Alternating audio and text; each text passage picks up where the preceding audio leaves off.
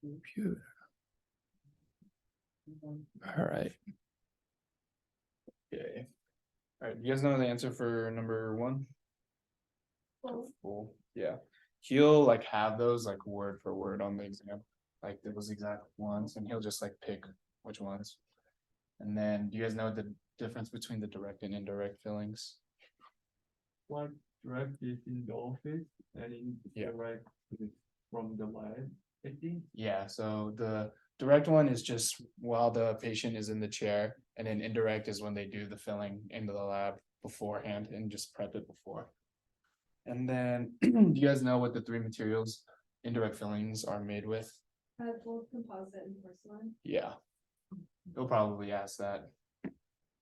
And then for what is the most durable filling? And then however, what filling is more commonly used by dentists? So more durable is gold, and then more commonly used is the porcelain composite. Yes, porcelain and composite, yes. Mhm. And then for five, what would you do if you got knocked out teeth? You like jam it back into the person's mouth Yeah, you do. or into the socket. Yeah, you jam it back into the socket and just go to the dentist and. Wait, so I have a question. Mhm. So usually we make appointment to go to dentist, right? Yeah, So would they look at your teeth without making appointment? I think you can. I think like. If you like go in for like an emergency, they'll Oh. like look at you more right away. Oh. Yeah. Or if they can't see you, they'll recommend you to somewhere that you can go. Yeah. But that's more of a Dr. Mercy question, I know. Yeah. And then for six, what is the principal use of composites, direct and indirect? This is off of the chart, I believe. In the, yeah, that one in the lecture book. He will, for the exams, he'll pull like whatever he wants from that chart, essentially. Yeah.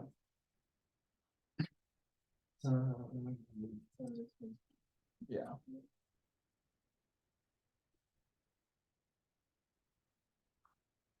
I guess just restoration. I'm not sure. So the principal use of it is.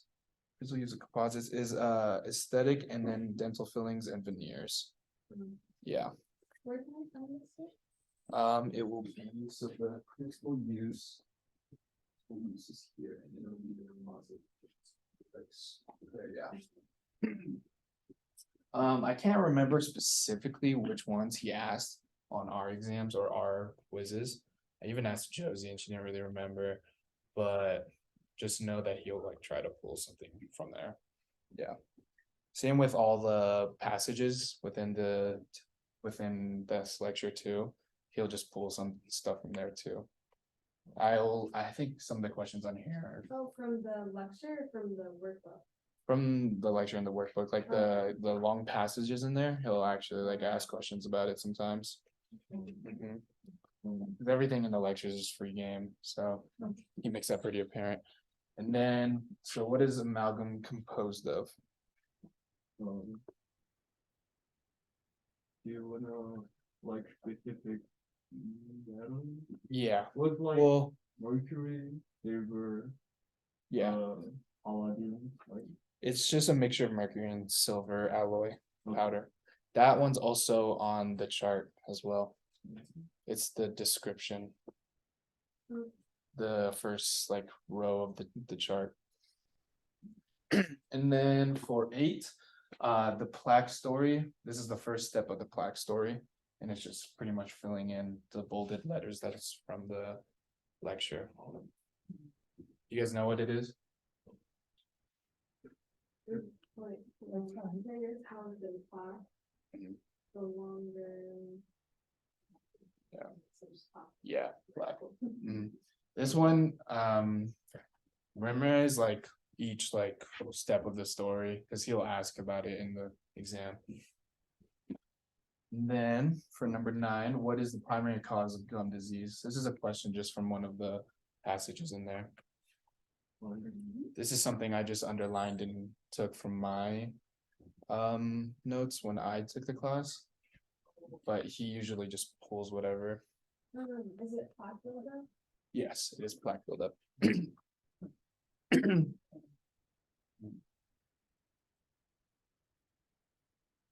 What is the only alternative to root canal therapy? Is another passage one.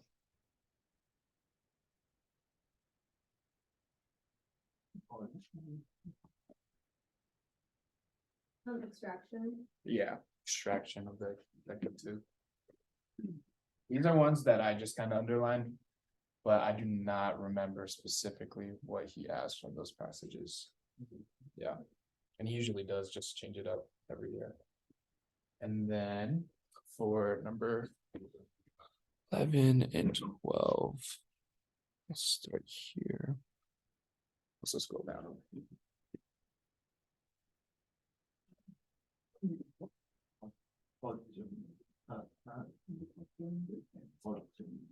You guys know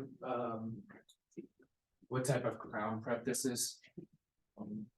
Butt joint. Yeah, the butt joint. I used Anki a lot for these ones. Do you guys know what Anki is? It's just kind of like a Quizlet, but it's like an advanced Quizlet.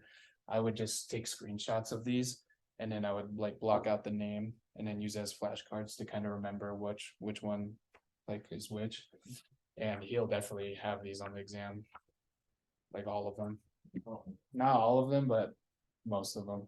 And he can pick whatever he wants, so it's all free game. And then this one, 12, is just fill in the blank from the fixed bridges.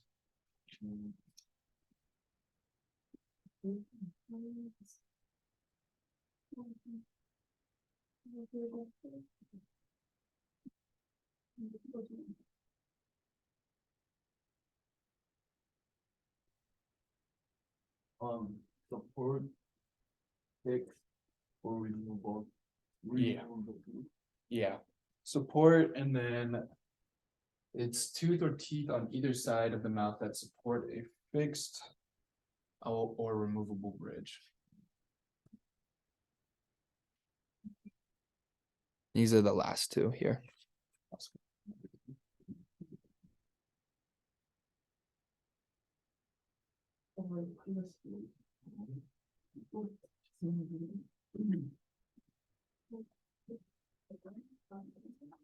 Yeah, this one is class 4. Yeah, they'll definitely have these Kennedy classifications on the test. This one I like knew pretty well. This one's not that bad, but he doesn't. We'll probably have like 1 or 2 questions on it.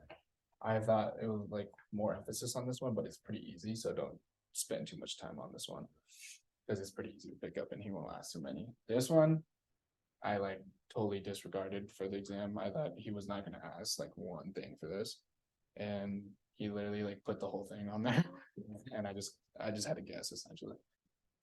But yeah. Yeah, this will be one of like those images one, where it'll be like drop down box, Minor. tell you which one's which.